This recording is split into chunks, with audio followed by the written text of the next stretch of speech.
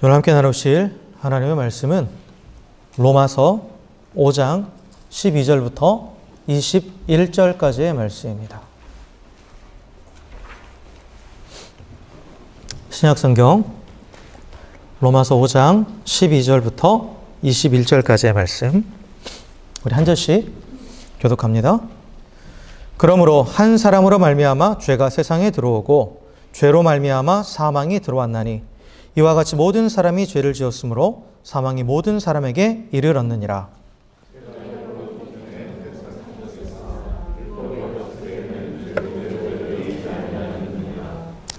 그러나 아담으로부터 모세까지 아담의 범죄와 같은 죄를 짓지 아니한 자들도 사망이 왕 노릇하였나니 아담은 오실자의 모형이라.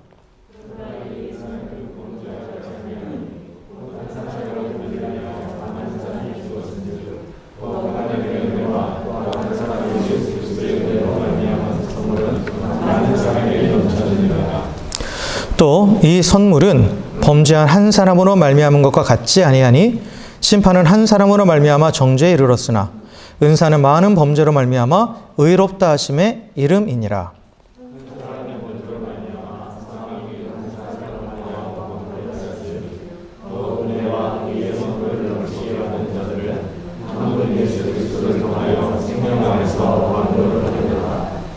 그런즉 한 범죄로 많은 사람이 정죄에 이른 것 같이 한 의로운 행위로 말미암아 많은 사람이 의롭다 하심을 받아 생명에 이르렀느니라.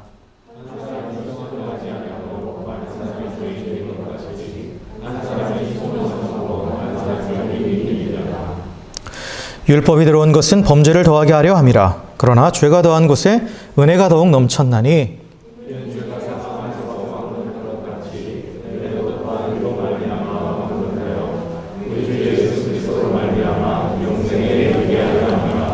아멘, 아멘. 할렐루야. 네, 우리 옆에 계신 분하고 이렇게 인사했으면 좋겠습니다. 당신의 얼굴을 보니 내 마음이 참 따뜻해집니다. 이렇게 인사합시다.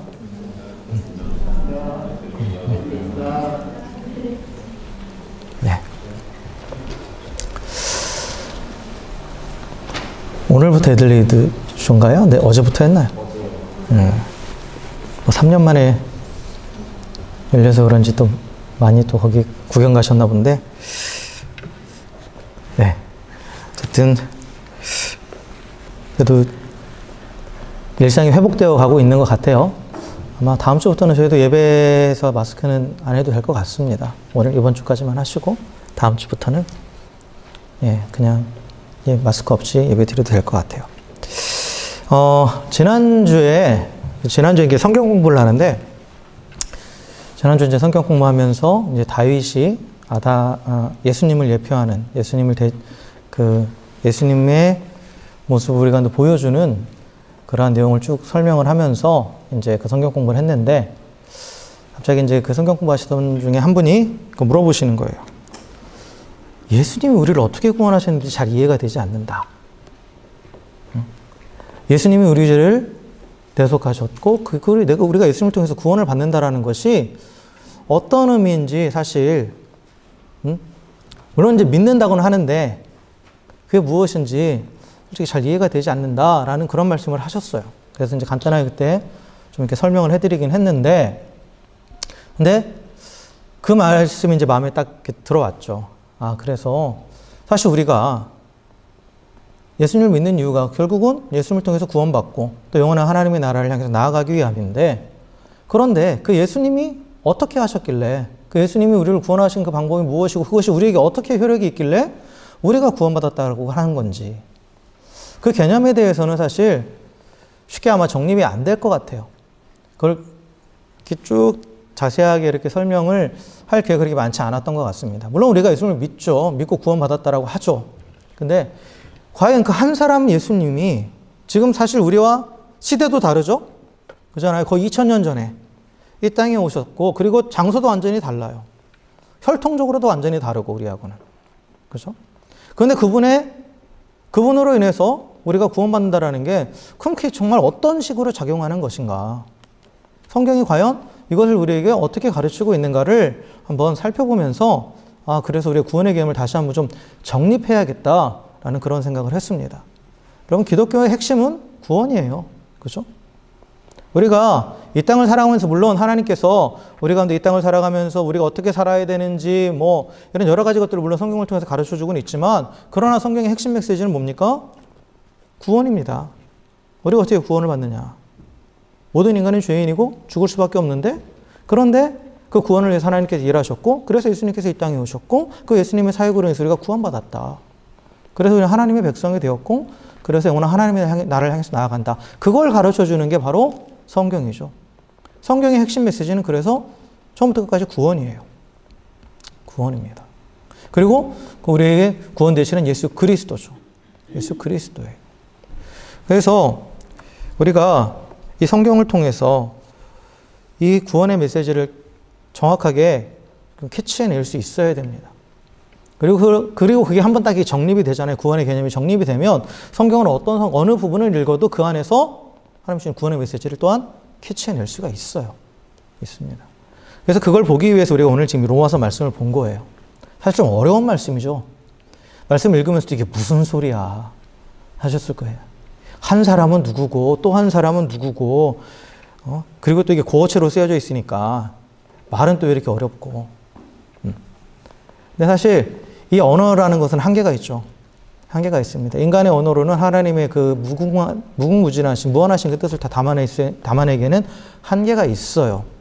그래서 사실 성경이 쓰여진 언어가 뜻문자입니다. 뜻문자. 그러니까 단어를 뜻을 가지고 있어요. 그러니까 그냥 그 문자 그대로 해석하는 게 아니라 그 안에 담겨 있는 그 뜻들을 가지고 해석을 하게 돼 있어요. 그렇기 때문에 이제 해석이 필요한 거죠. 해석이 필요한 겁니다. 근데 이제 사도 바울은 특히 이제 로마서는 하나님의 구원이, 예수 그리스도를 통한 하나님의 구원이 우리에게 어떻게 임하고 어떻게 이루어지는지를 가장 잘 체계적이고 논리적으로 정리해 놓은 그런 서신서입니다. 그래서 모든 성경도 다 하나님의 구원에 대해서 얘기하지만, 그러나 가장 우리에게 분명하게, 그리고 그 모든 원리들을 정확하게 보여주고 있는 것이 바로 이 로마서죠. 그래서 예전에 한번 로마서 성경 공부도 했었는데, 로마서에 보면 그러한 하나님의 복음에 대해서, 또 구원의 방법에 대해서 어떻게 하나님께서 일하셨는지 그런 부분들이 쭉 기록되어 있죠. 특별히 오늘 우리가 읽은 이 로마서 5장 12절부터 21절까지는 왜 예수님이 우리의 구원자가 되셨는가? 왜 우리가 예수님을 믿으면 구원받는가? 그거에 대한 정확한 의미를 우리에게 가르쳐주고 있어요. 그래서 오늘 성경을 보면 이 아담이 등장하고 그 다음에 그리스도가 등장하죠. 그래서 제가 주보에는 한 사람 또한 한 사람이라고 제목을 정했는데, 이 한 사람은 아담을 가리키는 거고 또한 한 사람은 바로 예수님을 가리키는 거예요. 그리고 이 아담이 오실자의 모형이라는 표현이 되어 있어요. 그렇기 때문에 예수님도 아담이라는 거예요. 그래서 그 둘을 구별하기 위해서 첫 번째 아담과 마지막 아담 이렇게 표현을 했습니다. 그래서 이 첫 번째 아담으로 인해서 어떤 일이 발생했고, 그리고 마지막 아담이신 예수님으로 인해서 어떤 일이 우리 가운데 발생했는지를 이 사도 요한은 본문에서 정확하게 우리에게 가르쳐주고 있어요. 그래서 이 본문을 통해서 좀 어렵지만, 그러나 사실 구원에 관한 이 진리는 우리가 분명하게 정립을 해야 되기 때문에 좀 집중하셔서 또 함께 좀 살펴봤으면 좋겠습니다. 자, 그래서 우리가 구원에 대해서 얘기하기 이전에, 구원에 대해서 얘기하기 전에 먼저 정립되어야 되는 게 뭐냐면, 다시 한번 정립되어야 되는 건 뭐냐면 죄의 개념입니다. 죄란 무엇인가? 구원을 논하기에 앞서서 반드시 우리가 짚고 넘어가야 되는 게 죄가 무엇인가예요. 지난 시간에도 죄에 대해서 얘기했고, 그 지난 시간에도 아마 죄에 대해 얘기했을 거예요. 죄에 대해서 말하지 않는 복음은 복음이 아닙니다. 그래서 죄에 대한 개념을 다시 한번 짚고 넘어가야 되는데, 그런데 그럼 죄에 반대되는 개념은 의이죠. 의와 죄의 개념을 정리하기 위해서는 또 우리가 뭐를 알아야 되냐면 선과 악의 개념을 알아야 돼요. 선과 악의 개념. 그러니까 선이라는 것은 우리가 흔히 생각하면 도덕적으로 착한 것을 의미하지만, 성경이 말하는 선은, 그리고 성경이 말하는 악은 그 기준이 하나님이에요. 하나님이 기준이 되어서 하나님이 보시기에 좋은 것이 선입니다. 그래서 선이란 하나님으로 행하신, 하나님의 손으로 행하신 모든 일이 하나님의 목적과 하나님의 계획대로 이루어진 것, 그것을 선이라고 그래요. 그것을 선이라고 그럽니다. 그래서 이 선이라는 말이 가장 자주 등장하는 게 창세기 1장이죠. 좋았더라. 좋았더라. 이게 히브리 말로 토브입니다. 그러니까 이 좋았더라는 것이 하나님의 목적이 드러났다라는 거예요. 제대로 잘 됐다라는 거예요. 목적과 계획대로. 하나님께서 피조물들을 천지를 지으실 때 그때 뭐 첫째 날에 빛이 있으라 하시고 둘째 날에 이렇게 하시고 쭉 하시면서 좋았더라라고 하신 게 그 하나님의 뜻과 목적대로 됐다라는 거예요. 그런데 여기서 그럼 중요한 게 뭐냐? 하나님의 뜻이 뭐냐? 하나님의 목적이 뭐냐 이거예요. 하나님 우주 만물을 만드실 때 또 인간을 만드실 때 하나님이 가지고 계시던 목적은 뭡니까? 그 모든 것들을 통해서 하나님의 영광을 드러내는 거예요. 하나님 자신을 드러내는 겁니다. 하나님 당신을. 그래서 첫째 날에 빛이 있으라 하시면서 또한 그대로 되니까 하나님 보시기에 좋았다라는 것은 그것이 하나님의 영광을 드러내기 때문에 좋았다라고 말씀하신 거예요. 그리고 마지막 날에 여섯째 날에 인간을 지으시고 보시기에 심히 좋았더라라고 했죠. 보시기에 심히 좋았더라. 그런 표현이 나오죠. 그건 뭐예요? 인간이 하나님께서 만드셨는데 인간을 만드셨는데 그 인간이 하나님의 영광을 가장 잘 드러냈기 때문에. 그래서 하나님께서 인간을 어떤 목적과 어떤 계획을 갖고 만드셨냐면 그 인간을 통해서 하나님의 영광을 드러내게 만드신 거예요. 그래서 처음 만든 인간은 보시기에 좋았어요. 그게 선이죠. 보시기에 좋았더라가 이게 시야잖아요. 시야. 그죠? 우시야. 보시기에 좋았더라는 게. 처음 만든 인간은 보시기에 심히 좋았어요. 그래서 어떻게 보면 선 오브 선이라고 할 수 있어요. 선 중에 선, 인간이. 왜요? 인간은 하나님의 모양과 형상을 따라 만드셨기 때문에. 그러니까 다른 어떤 피조물보다도, 물론 다른 피조물들도 하나님의 영광을 드러내지만 그 안에서 하나님의 영광이, 하나님이 계심을 분명하게, 그리고 하나님이 이러한 분임, 하나님의 존재를 분명히 드러내지만 그 어떤 피조물보다도 인간은 가장 분명하게 하나님의 존재를 드러내는 그러한 피조물입니다. 그래서 하나님의 목적과 하나님의 계획대로 진행되고 그것이 이루어지는 게 선이에요. 그러면 의라는 게 뭐냐? 의라는 것은 이제 righteousness, 영어로 하면 righteousness죠. 이 의라는 것은 하나님이 이제 선을 이루시기 위해서, 하나님의 선을 이루시기 위해서 그 모든 것들을 행하는데 하나님이 선을 이루시기 위해서 하나님 정해놓으신 질서가 있어요. 하나님 정해놓으신 그 질서. 그 질서 안에서 하나님과 연결되어 있는 상태가 바로 의입니다. 그래서 하나님이 창조에 올린 하나님이 질서를 잡으시고 그 다음에 충만하게 하시잖아요. 그러니까 하나님의 질서를 잡으시는 게 하나님의 의를 세운다, 공의를 세운다라고 말할 수 있는 거예요. 그래서 그 하나님이 옳고 그름을 분명하게 구별하고 그러면서 하나님의 성품을 많이 반영해서 질서를 세워놓으셨는데 그 안에 거하면 하나님과 연결되고 그리고 그럼 질서가 잡히면 뭐가 오는 거예요? 충만해지는 거예요. 채워지는 겁니다. 그래서 하나님과 연결된 그 의의 상태가 지속되면 의의 결과는 만물을 충만하게 하시는 하나님으로 충만해지는 거예요. 가득 채워지는 겁니다. 이게 생명이에요. 이게 생명입니다. 단순히 그 육체적으로 숨쉬고 살아있는 것이 생명이 아니라 성경이 말하는 생명은 하나님과 연결되어서 하나님의 충만함으로 가득하 있는 상태. 그게 생명이고 그게 한마디로 샬롬입니다. 샬롬이죠. 그래서 그 하나님으로 충만해지니까 어떻게 되겠어요? 당연히 하나님의 영광이 나타나죠. 하나님의 영광이 나타나는 거예요. 그래서 의인은 하나님의 영광을 드러내는 거예요. 하나님의 질서 안에서 하나님과 연결된 사람, 하나님이 충만하게 채워지니까 뭘 하지 않아도 그 하나님의 영광이 그대로 드러나는 거예요. 그 자체로. 그러니까 원래 인간은 그 자체로 하나님의 영광을 드러내는 존재였다라는 거예요. 근데 그러기 위해서 하나님과 바른 관계를 맺어야 되는 거예요. 그 의의 상태에 있어야 돼요. 에덴 동산에 있을 때는 그 상태였단 말이죠. 범죄하기 전까지는. 그러니까 하나님을 계속 드러내잖아요. 아담이. 또 다스리는 권한을 가지고 다스림으로써 여러 가지 것들을 통해서 하나님을 드러내는 존재가 되었던 거죠. 자, 그런데 그럼 선에 반대되는 개념이 뭡니까? 선은 악이죠. 선에 반대되는 개념은 악이에요. 악이죠. 악이라는 것은 선과는 달리 분명한 실체는 없다고 그랬어요. 악은 선에 반대되는 거예요. 반대되는 겁니다. 그러니까 하나님의 목적이 있는데 거기서 빗나가는 거예요. 하나님의 뜻과 계획에서 벗어나 버리는 거예요.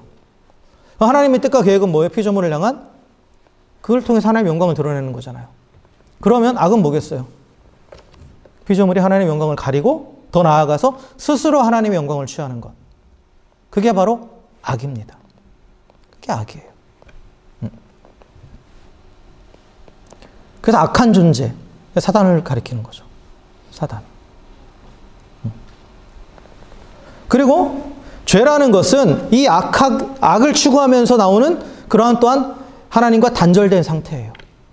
아까 말씀드렸지만 선을 행하는 데 있어서 하나님의 질서 안에서 머물면서 하나님과 연결되었을 때 그게 의로운 상태가 될 때 하나님으로 충만해져서 하나님의 선을 이루어가는 건데, 근데 이 죄라는 것은 하나님께서 선을 이루시기 위해서 세워놓으신 그 질서가 있잖아요.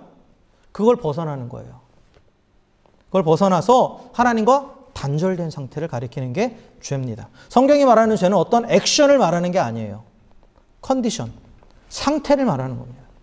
벗어나 있다라는 거. 지난주에도 말씀드렸죠. 허물과 죄라는 거. 하나님이 정해놓은 질서를 넘어가 버리든지 아니면 그거 아예 못 미치든지 그러한 상태에 있는 것이 바로 죄예요. 그럼 죄의 결과는 뭐겠습니까? 하나님과 단절되어 있기 때문에 어떻게 되는 거예요? 충만함이 없는 거죠. 충만함이 없는 거예요. 만물을 충만케 하신 하나님과 단절됐기 때문에 그 안에 채워짐이 없어요. 채워짐이 없는 상태, 결핍이죠. 근데 그 결핍을 다른 것으로 막 채우려고 그래요. 다른 것을 막 채우려고 합니다. 그래 채워질까요? 안 채워져요. 스스로 막 다른 것들을 만들어내면서 그걸로 채우려고 하는데 안 채워지죠. 왜요? 인간은 원래 무한하신 하나님이 주시는 충만함으로 채워지는 존재였는데 그 무한하신 하나님과 단절됐고 그 유한한 그리고 하나님이 만드신 그 피조물을 통해서 그걸 채우려고 하니 당연히 안 채워지죠. 그러니까 결핍의 상태가 지속되는 거예요. 그러니까 결핍이 되면 계속 부족하니까 뭐에 시달립니까? 불안하죠. 여러분 통장에 잔고가 떨어지면 어떻게 돼요? 불안하죠. 응? 뭔가 채워지지 않으면 내 기준에 내가 생각하는 만큼 채워지지 않으면 불안한 거예요. 또한 두려움이 찾아오죠. 내가 어떻게 될까 봐. 그래서 결핍에서 파생되는 불안함과 두려움이 바로 고통이에요. 고통. 인간이 겪는 모든 고통의 근원은 바로 여기 있습니다. 그리고 그렇게 계속 고통 가운데 있는 그 상태가 뭐냐? 그게 죽음이에요. 그게 사망입니다.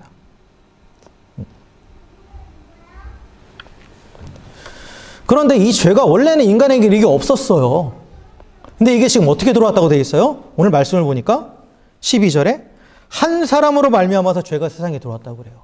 이 한 사람이 바로 첫 번째 사람 아담이죠. 첫 번째 아담이에요. 그래서 모든 인류는 아담의 후손이잖아요. 그러니까 우리 모두의 조상인, 육체적인 조상인 아담으로부터 죄가 시작되었어요. 아담의 죄가 뭡니까? 아담은 어떤 식으로 죄의 상태에 빠지게 됐어요? 하나님이 허락하신 그 많은 것들을 내버려 두고 하나님이 허락하시지 않은 단 한 가지, 그것을 선택했죠. 그것을 선택했어요. 여러분, 우리가 이 에덴 동산에서 있었던 아담과 하와의 범죄를 볼 때 선악과에 초점을 두시면 안 돼요. 선악과에 어떤 능력이 있는 게 아니에요. 분명히 성경이 우리에게 분명히 말씀하는 게 뭐냐면 하나님께서 아담과 하와에게 뭐라고 말씀하셨어요? 동산에 있는 모든 것들 네 마음대로 해라. 그죠? 단 한 가지, 단 하나. 저 중앙에 있는 선악을 알게 하는 나무 열매를 따먹지 말아라. 딱 그거 한 가지였어요. 이게 어떤 의미냐? 왜 하나님께서 왜 선악과를 따먹지 말라고 했느냐? 이건 뭐냐면 아까 말씀드렸지만 하나님의 뜻을 이루어가기 위해서 하나님이 질서를 세우신다고 그랬잖아요. 하나님과 인간 사이에 질서를 세우신 거예요, 그게. 선악과를 따먹지 말라고 명령하신 것 자체가. 하나님은 명령하시는 분, 인간은 그의 순종하는 피조물. 그러한 질서를 세워놓으신 거예요. 선악과에 어떤 능력이 있어서 그런 게 아니에요. 제 생각은 그래요. 하나님께서 그냥 잘 보이는 그 나무 하나 딱 택하셔가지고 저거 먹지 마. 이렇게 하셨던 거죠.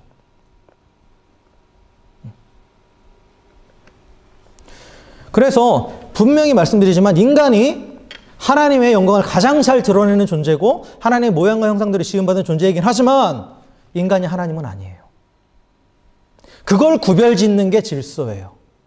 질서라는 건 구별 짓는 거잖아요. 그걸 구별하는 거예요.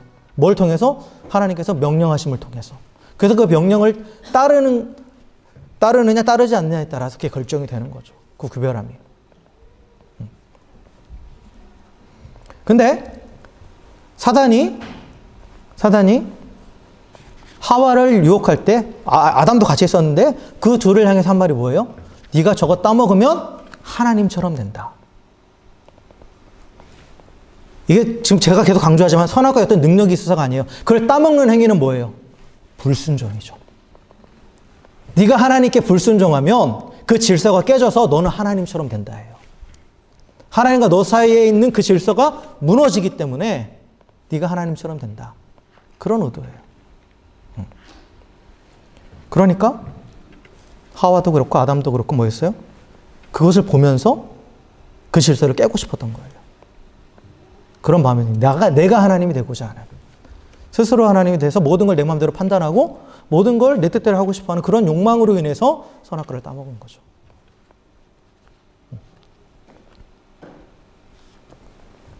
그러면서 하나님과 인간 사이의 질서가 그때 깨진 거예요. 인간 편에서 일방적으로 깨뜨린 거죠. 깨뜨린 거예요. 그래서 하나님과 관계가 깨졌죠. 이게 죄예요. 이게 죄입니다. 그러니까 죄라는 것은 어떤 행위를 말하는 게 아니에요. 그 마음의 동기와 또한 그의 상태. 그로 인해서 행동은 결과적으로 당연히 나오는 거고. 그런데 선악과를 따먹으니까 어떻게 됐습니까? 하나님처럼 됐어요? 아니죠. 스스로는 하나님처럼 됐다고 생각했을 거예요. 자기 마음대로 이제 할 수 있다고 생각했으니까. 그러나 하나님처럼 된 것이 아니라 오히려 하나님과 질서를 깨뜨려 버리니까 그 안에 있던 하나님의 형상이 깨져버렸죠. 그 안에 있던 하나님의 형상이 깨져버렸어요. 그래서 더 이상 하나님과 연결되지 않은 채로 그 죽음의 상태에 머무르게 됐죠. 사망에 이르게 됐다라는 거예요. 사망을 뜻하는 헬라어 사나토스는 아까 말한 그 죽음의 의미예요. 회생 가능성이 없는 죽음의 상태. 더 이상 돌이킬 수 없는 거예요.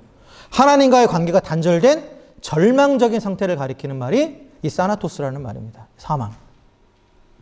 그러니까 범죄한 아담은 그 죄의 결과로 사망에 이르게 되었고, 그리고 또한 자신이 그걸 돌이키지 못할 뿐만 아니라 그 이후에 아담의 후손으로 태어나는 모든 사람들이 똑같은 죄의 상태에 있게 된 거예요. 아담의 한 것과 똑같은 행동은 하지 않죠, 우리가. 우리 앞에 뭐 선악과가 없으니까. 그런데 똑같은 상태에 머물러 있다는 거예요. 뭐예요? 내가 하나님이다. 하나님 없다. 하나님과 나 사이의 경계를 허물어버리고 피조물로서 창조주 하나님을 믿고 따르고 순종하는 그 관계를 깨뜨려버리고 내가 나의 삶의 주인이 되고 또 다른 것에 하나님이 아닌 다른 것을 주인 삼아서 그렇게 살아가는 그 상태가 모든 인류에게 쭉 이어져 온 거예요. 그렇게 이어져 온 겁니다. 그래서 오늘 본문은 아담 이후에 모든 사람이 아담의 죄를 가지고 태어났고 그 결과 모든 사람이 그 죄의 대가로 사망에 이르게 된다고 분명하게 말합니다. 그래서 12절에 다시 한번 보면 그러므로 한 사람으로 말미암아 죄가 세상에 들어오고 죄로 말미암아 사망이 들어왔나니 이와 같이 모든 사람이 죄를 지었으므로 사망이 모든 사람에게 이르렀다라고 말하죠. 그래서 모든 사람을 사망에 이르게 하는 그 한 사람의 죄, 그 이 아담의 죄를 우리가 신학적 용어로 뭐라고 하냐면 원죄라고 합니다. 원죄. 영어로 말하면 이제 오리지널 신이죠. 근원적인 죄. 근원적인 죄. 오리지널 신이에요.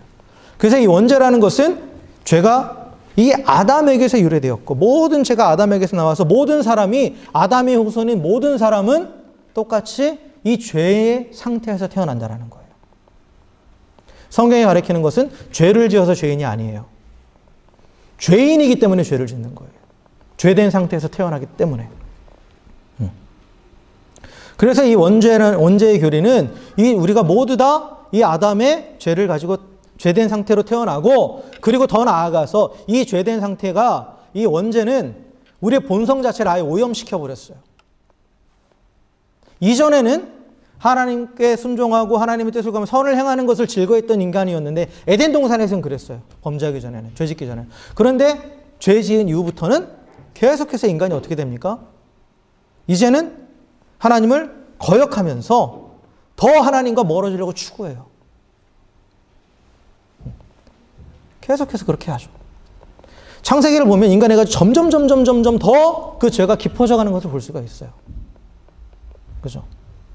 첫사람 아담은 하나님께 범죄하고 나서 하나님을 피해서 숨었지만, 그러나 그 아들인 가인은 자기 동생을 죽이는 범죄를 하고 나서 하나님께 대들죠. 그죠? 거짓말해요. 처음에 거짓말하죠. 내가 죄를 짓지 않았다고. 그리고 그 다음에 나오는 라멕이라는 사람은 자기가 사람을 죽여놓고 그 죄를 자랑하죠. 그러니까 죄의 상태에 있으면 그 죄는 점점 더 커져가는 거예요. 그래서 스스로 이제 적극적으로 죄를 짓는 단계로 나가는 거죠. 이게 바로 자범죄라고 그래요. 내가 스스로 짓는 죄.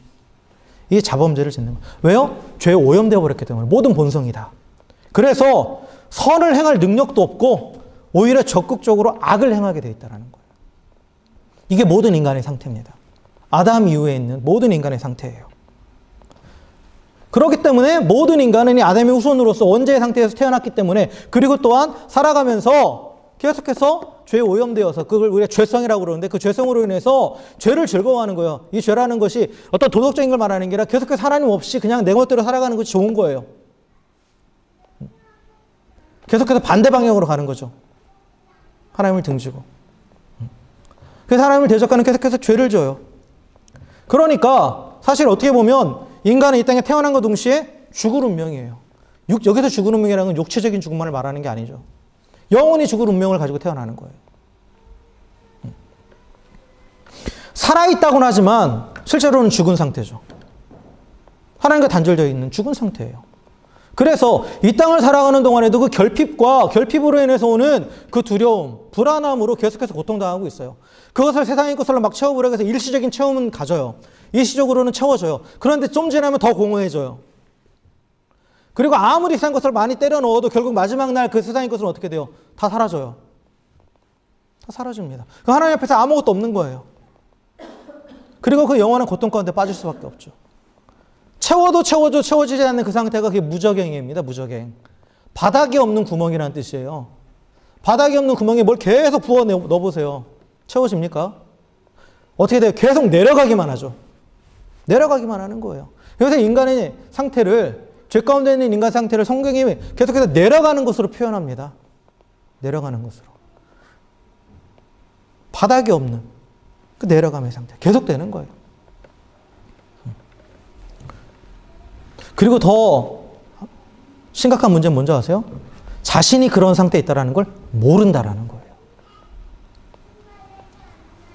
내가 그 죄 가운데 있고 내가 지금 죽어 있다는 거, 그리고 영원한 죽음을 향해서 나가고 있다는 그 사실 자체도 깨닫지 못하는 거예요.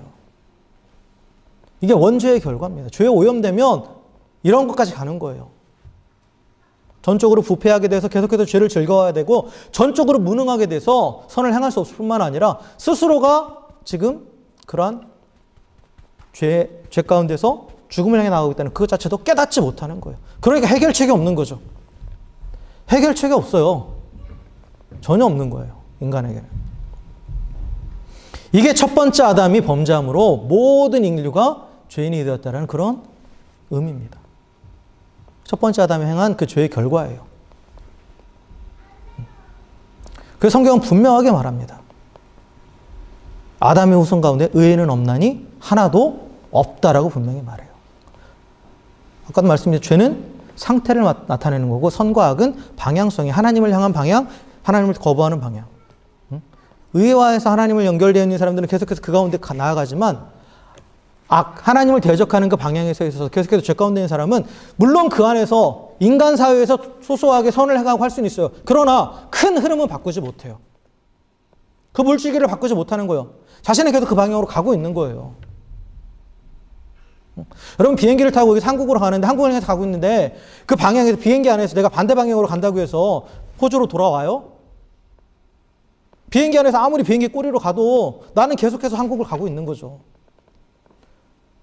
그러니까 죄인의 상태에서 아무리 나름대로 착하게 살고 선하게 산다고 해도 그 방향, 그 안에서 그냥 그 안에서 잠깐 방향만 왔다 갔다 하는 것 뿐이지 전체적인 흐름은 바꿀 수 없는 거예요. 바꿀 수 없습니다. 이게 첫 번째 아담 안에 있는 인간의 상태예요. 그런데 하나님은 이 첫 번째 아담으로 인해서 세상에 들어온 이 죄와 사망의 문제를 그냥 두고만 보고 계시지는 않았다라는 거예요. 이미 창세전부터 계획하셨다고 그랬죠, 성경은. 그리고 또한 아담이 직접적으로 범죄하자마자 하나님께서 창세기 3장 15절부터 해가지고 하나님의 계획을 시작하시죠. 시작하세요. 그래서 이 문제를 해결하시기 위해서 당신의 아들이신 예수님을 이 땅에 보내주셨다라는 거예요. 그래서 죄로 인해 죽을 수밖에 없는 모든 인간의 운명의 물줄기를 바꾸시기 위해서, 사실 바꾼다는 돌리는 게 아니라 새로운 물줄기를 만드시기 위해서 오신 거예요, 예수님은. 한번 첫 번째 아담으로부터 시작된 이 죄를 향해서 영원한 죽음을 향해서 가는 이 물줄기 자체는 돌이킬 수 없어요. 그런데 예수님이 오셔서 한 건 뭐냐? 하나님을 향해서 나아가는 새로운 물줄기를 만드시는 거예요. 새로운 방향으로 하나님 향해서 나아갈 수 있는 그러한 길을 하나 새롭게 열어놓으신 거예요. 그것을 위해서 예수님께서 오신 겁니다. 그래서 예수님께서 그것을 하시기 위해서 십자가에서 죽으시고 부활하신 거예요.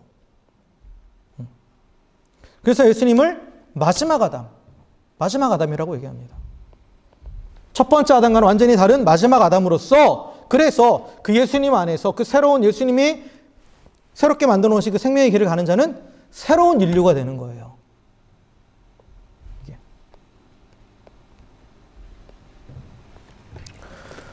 그래서 예수님의 십자가의 죽으심, 그게 우리 모든 죄를 대속하는 거죠. 왜냐? 예수님은 죄가 없으시잖아요. 마지막 아담이신 예수님은 죄가 없으신 상태로 태어나셨어요. 거기서 나오는 중요한 성경의 진리는 예수님은 처녀의 몸에서 태어났다는 거죠.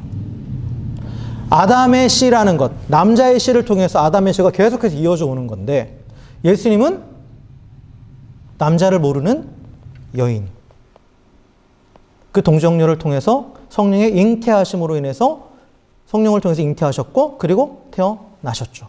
그러니까 혈통적으로 아담의 그 죄가 예수님께는 흘러오지 않은 거예요. 않은 겁니다. 그리고 이것은 언제부터 얘기되어 있었어요? 창세기 3장 15절부터 얘기되어 있죠. 창세기 3장 15절에서 뱀을 향해서 내가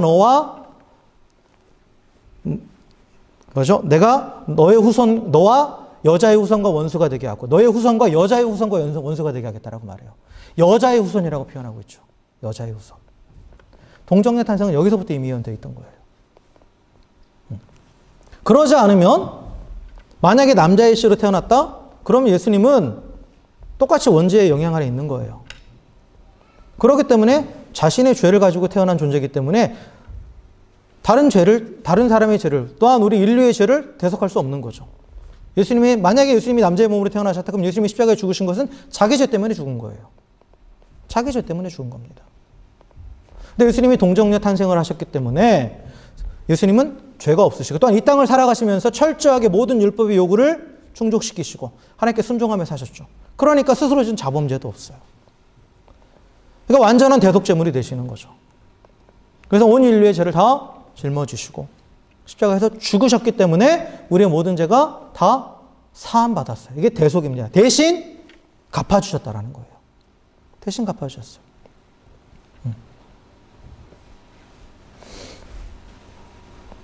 그리고 또한 예수님은 죄가 없으신 분임으로써 스스로 죄인이 되셔서 우리의 모든 죄를 대속하셨죠. 그런데 그 순간 또한 예수님은 이 땅에서 완전한 의인으로 사셨단 말이에요. 그러면 그때 그 예수님의 의가 우리 모든 인류에게 넘어온 거예요. 오늘 성경 그걸 얘기하죠. 한 사람의 순종함으로 모든 사람이 의인이 되었다라고. 예수님의 율법의 모든 요구를 성취하신 게 바로 십자가의 죽으심이에요. 율법의 요구는 죄는 죽음이다예요. 죄의 삭은 사망이다. 그 마지막 율법의 요구까지도 예수님께서는 십자가에서 다 이루신 거죠. 그래서 예수님 완전한 의인으로서 그 의가 예수님이 죄인이 되셨을 때 죄인인 우리는 의인이 된 거예요. 예수님으로 인해서. 그리고 또 한 가지, 사망의 권세라는 거. 우리가 죄를 지으면 사망의 권세 아래 매여 있다라는 표현을 쓰죠. 그래서 사망의 권세 아래 매여 있으면 자신이 이 죽음의 상태에서 벗어나지 못하는 거예요. 벗어나지 못합니다. 그래서 외부적으로 누가 건져내주지 않으면 왜 물에 빠져서 가는 사람이 물에 빠져서 이렇게 늪에 빠져서 가는 사람들이 자기 힘으로 빠져나올 수 없듯이 그래서 계속 밑에서 뭔가 당기잖아요. 이게 사망의 권세가 우리 가운데에 작동하는 원리예요. 그래서 더 죽게 만드는 거예요. 더 계속해서 영원한 죽음을 향해서 가게 하는 원리가 뭐냐면 사망이 이 죽음의 권세, 즉 사단의 권세가 우리를 직접 죽이지는 못하지만 우리가 죄를 지었을 때 우리가 그 죄를 가지고 율법에 비춰서 정죄해요. 정죄합니다. 그래서 사단을 헬라어로는 디아블로스라고 말합니다. 디아블로스는 정죄하는 자, 참소하는 자예요. 그럼 정죄하게 되면 어떤 일이 발생하냐면 죄에 대해서 지적을 당하면 인간은 두 가지 반응을 나타내요. 첫째는 뭐냐? 이게 아담의 반응이에요. 처음 죄를 지었을 때 그 죄에 대해서 수치심을 가져요. 수치심을 가지면 어떻게 하느냐? 하나님을 피해요. 그죠? 아담이 그 죄를 짓고 그 정죄감을 느꼈을 때 하나님을 피했잖아요. 거룩하신 하나님 앞에 나아가기가 두려워지는 거예요. 그래서 더 하나님을 피하게 돼요. 근데 거기서 그치지 않아요. 두 번째 반응, 이게 더 발전하는 반응은 뭐냐? 원망하게 되는 거예요. 죄를 전가하면서. 그래서 아담이 그러잖아요. 이 죄는 하나님 때문, 당신 때문입니다. 그러면서 이제 적극적으로 하나님을 대적하게 되죠. 아담이 그러잖아요. 당신이 내게 주신 저 여자 때문에 내가 먹었다라고. 그것은 하나님을 향한 원망이에요. 그래서 이 죄로 인해서 죄가 율법과 만나면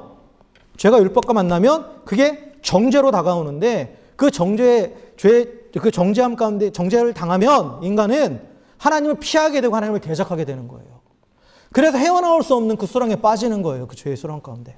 그래서 계속 죄의 지배를 받고 사망의 수렁 안에서 더 깊이 들어가게 되는 거죠.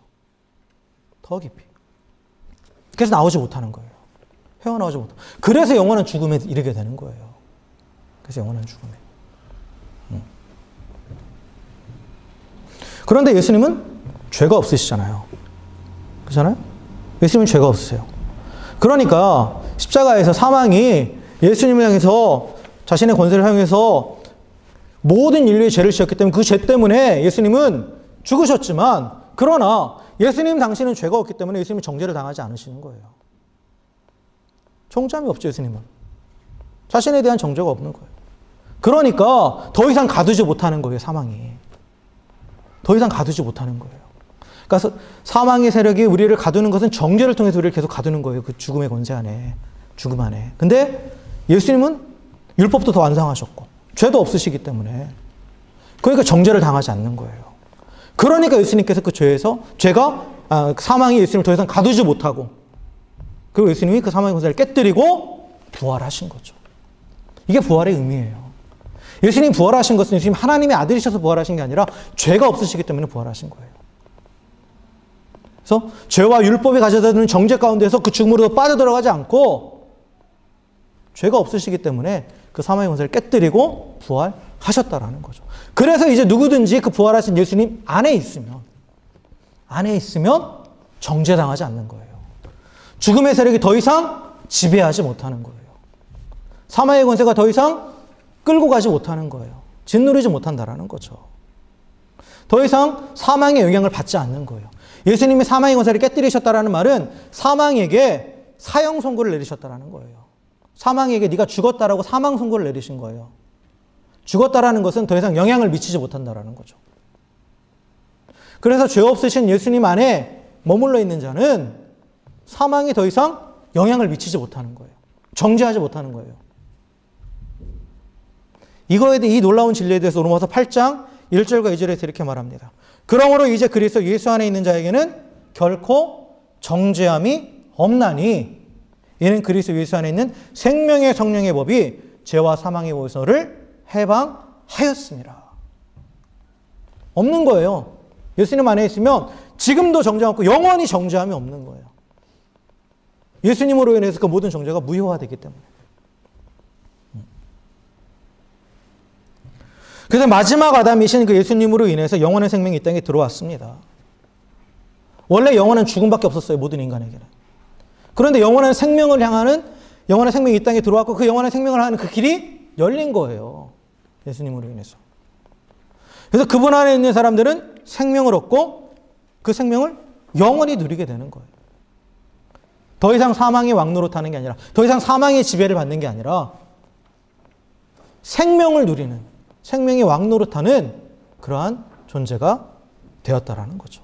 그래서 사망의 왕노릇하면 어떻게 돼요? 사망이 주는 결핍으로 인해서 불안하고 두려움 가운데에 그렇게 살게 되는 거죠. 그래서 고통당하는데, 그런데 생명의 지배 가운데 있으면 충만함으로 인해서 기쁨과 만족을 누리는 거예요. 더 이상 고통이 없는 완전한 평강, 샬롬을 누리게 되는 거죠. 샬롬을 누리게 돼요.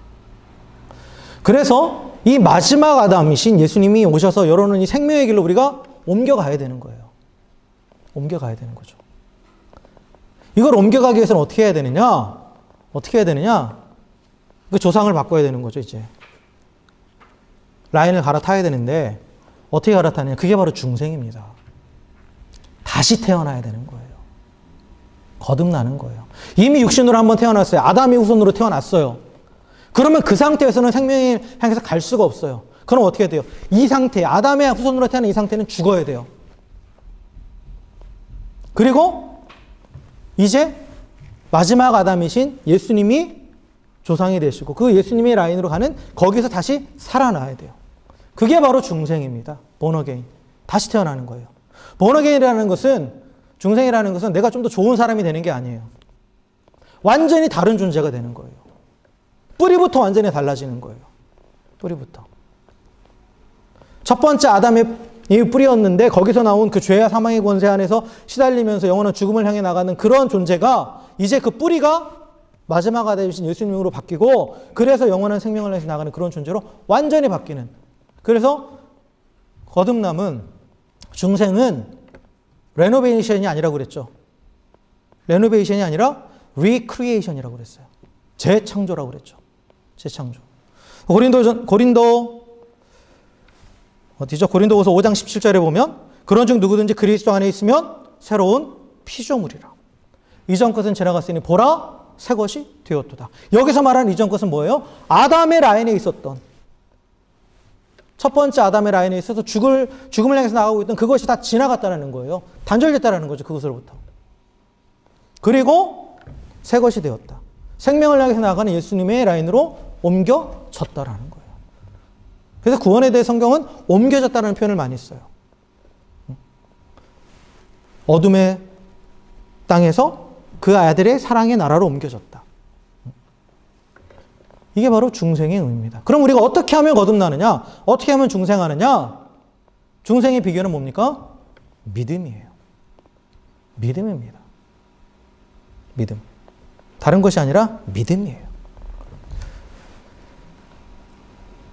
그래서 갈라디아서 2장 20절에 보면 내가 그리스도와 함께 십자가에 못 박혔나니 그런즉 이제는 내가 사는 것이 아니요 오직 내 안에 그리스도께서 사시는 것이라. 이제 내가 육체 가운데 사는 것은 나를 사랑하사 나를 위하여 자기 자신을 버리신 하나님의 아들을 믿는 믿음 안에서 사는 것이라 라고 말해요. 내가 그리스도와 함께 죽고 살아났다. 뭐를 통해서? 믿음을 통해서. 뭐를 믿는 믿음? 하나님의 아들이 행하신 그 모든 것을 믿는 믿음. 이 땅에 오셔서 나의 십자가에 죽고 부활하심으로 생명의 길을 열어놓으셨다라는, 그래서 새로운 조상이 되셨다는 그 사실을 믿는 믿음이에요. 한마디로 복음이죠. 그 복음을 믿는 믿음. 이게 구원을 받는 믿음입니다. 여기서 말하는 믿음이라는 것은 단순한 지적 동의에 끝나는 게 아니죠. believe in에서 멈추는 게 아니라 완전히 신뢰하고 나를 전적으로 거기에 맡기는 것. 인트러스트까지 가는 거예요. 인트러스트. 그게 성경이 말하는 믿음이고, 즉 복음에 나를 온전히 맡기는 거예요. 그러기 위해서는 제가 앞에서 말씀드린 그 모든 것들을 다 인정한다는 게 전제가 되는 거죠. 내 스스로가 죄인임을 인정하고 내가 어떻게 할 수 없음을 인정하고, 그런데 예수님이 나를 위해서, 하나님께서 예수님을 통해서 그런 모든 놀라운 일을 행하셨다는 것을, 그 사실을 인지하고 거기에 나를 온전히 맡기는 것. 그러한 믿음을 통해서 우리가 거듭나는 겁니다. 물론 요한복음 3장 5절에 보면 물과 성령으로 거듭난다는 표현이 있는데, 이게 정확한 원어적인 의미는 물과 성령이 거듭나게 하는 게 아니라, 거듭남의 의미는 물로 깨끗하게 씻음받고 성령으로 다시 태어난다, 그런 의미예요. 그리고 나서 쭉 밑에 가면 믿음에 대해서도 얘기하세요. 예수님께서. 믿어야 된다는 거예요. 예수님을 믿어야 된다는 거예요. 그 모든 것들을 행하신 그분을 믿어야만이 그분이 행하신 모든 게 내 것이 되는 거죠. 믿지 않는데 어떻게 내 것이 되겠어요. 그래서 예전에 구원에 대해서 말씀드릴 때 예수님이 행하신 지금 제가 설명드린 그 모든 것들 한마디로 이걸 구속이라고 표현했죠. 그렇죠? 근데 구속은 모든 사람들에게 다 이미 주어진 거예요. 이미 하신 거예요. 예수님께서 하셨기 때문에. 예수님이 역사적으로 죽고 부활하셨잖아요. 이건 팩트예요. 그럼 모든 사람에게 다 구속의 은혜는 열려 있어요. 그런데 그럼 구원은 누가 받느냐? 그걸 믿는 자가 받는 거예요. 믿는 자가. 믿음을 통해서 거듭나는 거예요. 그래서 그 효력이 내게 작용이 되는 거예요. 내가 그래서 첫 번째 아담의 후예였던 내가 완전히 새로운 아담의 후예로 새로운 인류로 다시 태어나는 거예요. 그게 바로 구원을 얻는 믿음입니다. 그래서 성도는 새로운 인류예요. 그리고 예수 믿고 구원받았다는 것은 엄청난 사건인 거예요. 이게 그저 그냥 그냥 이게 종교고 신앙이고 그렇게 치부할 그게 아니라는 거예요. 이건 엄청난 사건이에요. 우리가 다시 태어난 사건이고 새롭게 창조된 사건이에요. 그리고 창세전부터 하나님께서 계획하셨고 치밀하게 그 모든 것들을 진행해 오시면서 완성시킨 그 놀라운 사건이에요. 이 사실을 우리가 깨달아야 구원이 얼마나 우리 가운데 큰 감격인지 알게 되는 거죠. 구원받았다는 사실이, 그 구속의 은혜가 얼마나 큰지 깨달아야 구원의 기쁨이 우리 가운데 있는 거죠.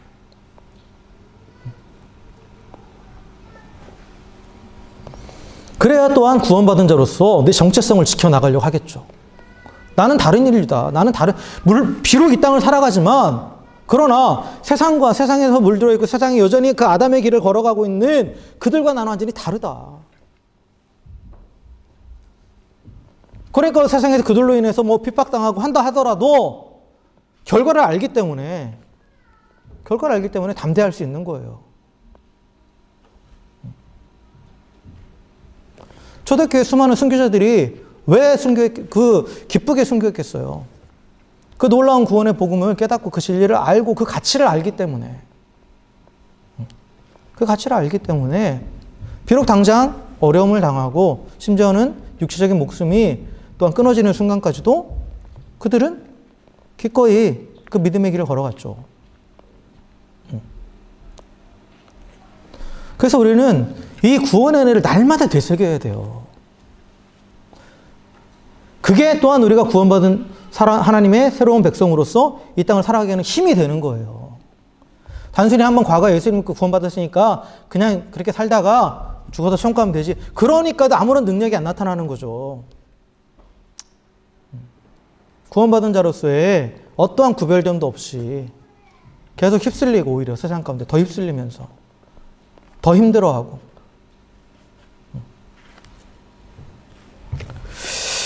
자, 말씀을 정리하겠습니다. 첫 번째 아담은 죄와 불순종으로 인해서 인류를 영원한 죽음의 길로 이끌어갔습니다.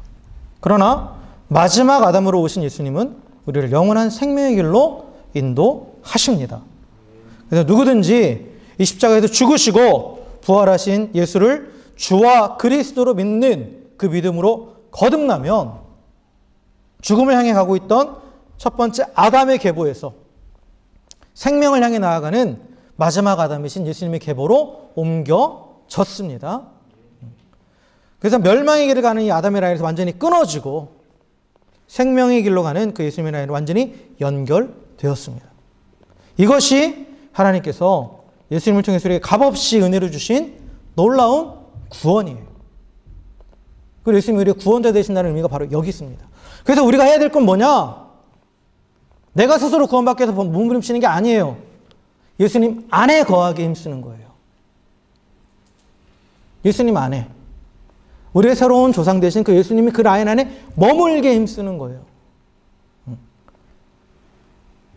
그래서 예수님께서 그렇게 말씀하셨잖아요. 내 안에 거하라. 요한복음에서 계속 마지막에 제자들한테 말씀하시면서 내 안에 거하라. 내 안에 거하라. 내 사랑 안에 거하라. 그리고 바울도 성도에게 편지를 쓰면서 특히 에베소 같은 경우는 가장 많이 쓴 표현이 뭐냐? 그리스도 안에서. 그리스도 예수 안에서. 예수 그리스도 안에서. 그 안에 거하는 것. 그 안에 거하면 다 끝이라는 거예요. 더 이상 문제될 게 없다라는 거예요. 왜요? 예수님이 다 해결해 놓으셨기 때문에. 그 안에 있으면 사망도 우리를 건드리지 못하고 그 어떤 세력도 우리를 건드리지 못한다라는 거죠. 로마서 8장 마지막에 보면 그게 나오잖아요. 그리스도 예수 안에 있을 때 세상의 그 어떤 권세, 사망의 권세, 생명도, 천사도 그 어떤 것도 우리를 해하지 못한다. 그래서 우리는 하나님, 예수님 안에 거하게 힘써야 되는 거예요. 그것을 힘쓰는 거예요. 그것을.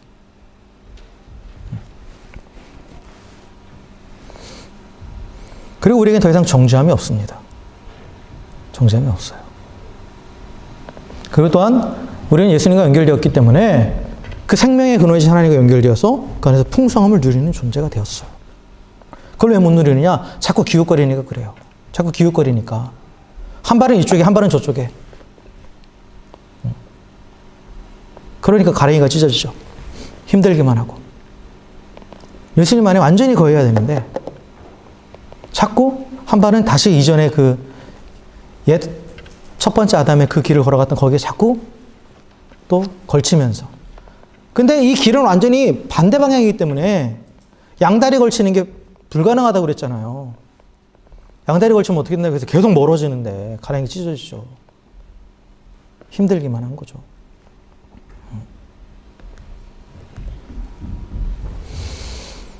그래서 우리는 그리스도 안에 있는 하나님의 은혜로 죄와 사망의 지배에서 벗어나서 의와 생명의 통치에 살게 되었습니다.